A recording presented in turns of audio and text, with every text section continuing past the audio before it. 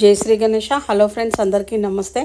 Friends, Australia సిడ్నీలో current poles ఎలా ఉన్నాయో చూడండి. గమనిస్తున్నారా ఫ్రెండ్స్? చెక్కతో తయారు చేశారు. అంటే మన ఇండియాలో మొద్దు, చెక్క మొద్దు, చెట్ల మొద్దు అంటారు కదా, మొద్దుతో, చెట్ల మొద్దుతో తయారు చేశారు చూడండి. ఇవి బ్లూ గమ్, యూకలిప్టస్ అనే 2 రకాల చెట్లతో, అంటే విడివిడిగా బ్లూగమ్ చెట్లతో అండ్ యూకలిప్టస్ చెట్లతో తయారు చేస్తారంట. ఇవి 70 నుంచి 100 సంవత్సరాలు కూడా స్టాండర్డ్గా ఉంటాయంట. చాలా బాగున్నాయి కదా.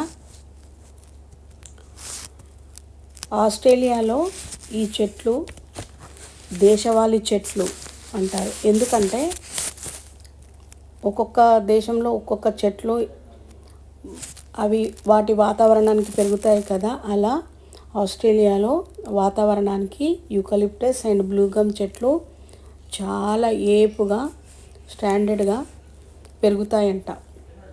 ఈ చెట్లను నర్సరీలో కానీ అడవిలో కానీ పెంచుతారంట. చాలా బాగున్నాయి కదా.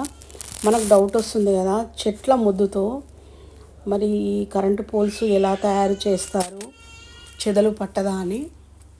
రియల్ ఫ్రెండ్స్, మీ డౌట్ క్లియర్ చేస్తా. కొన్ని చెట్లు చెదలు పట్టవంట, కొన్ని చెట్లు చెదలు పడతాయంట.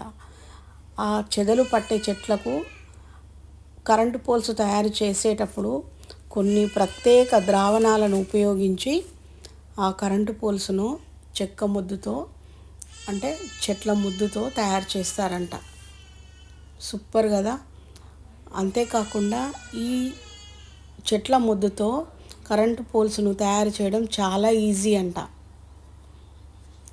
చూడండి, ఎక్కడ చూసినా చెక్క ముద్దుతోనే కరెంటు పోల్స్ను తయారు చేశారు. ఓన్లీ లైట్స్కు మాత్రమే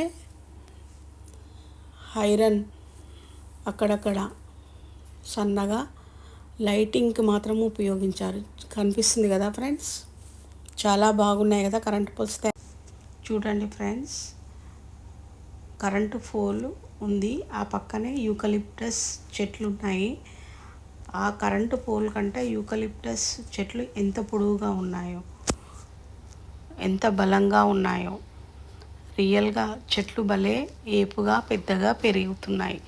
ఆ చెట్ల నుండే ఈ కరెంటు పోల్స్ను తయారు చేస్తున్నారు.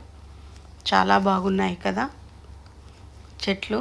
చూడండి ఎంత స్ట్రైట్గా చక్కగా ఉన్నాయో. Thank you friends.